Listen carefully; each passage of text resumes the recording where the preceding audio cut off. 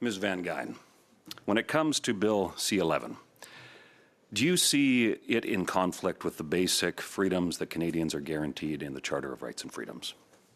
I do. I do have issues with C-11. In particular, the ability of the CRTC to regulate user-generated content. That, I think, is the biggest concern. The analogy that a lot of us who are online content creators, Canadians, have given is if a bookstore is ordered by the government to put certain books in the window and certain books at the back, would we view that as a censorious government act? And that is the analogy that a lot of us in that ecosystem have been using related to what the C-11 CRTC power to put its thumb on the algorithm is doing. If I could, just because time is so short, it's been described largely as backdoor censorship. The Justin Trudeau and the Liberal censorship agenda.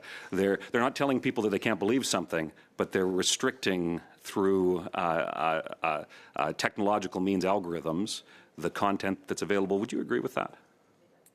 Yeah, I think that you could describe it as backdoor censorship. It's not censorship in the classic form, but it's a big problem. Yeah. Thank you for that. And now I'm curious about C-18.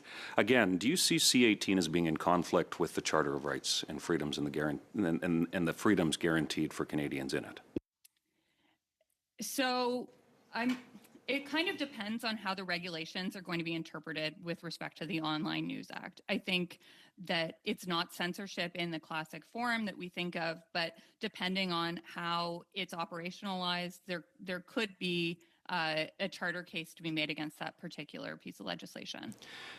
Did you find it deeply problematic, or did you find it problematic that that as a result of C-18, news content basically on some of the most used social media apps in the country was eliminated, restricting Canadians' ability to see what was happening in the world?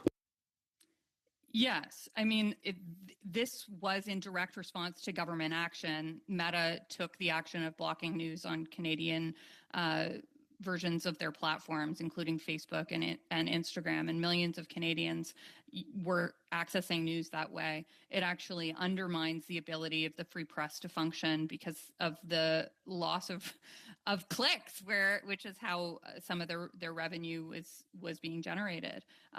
Sharing news is not a threat to the news industry.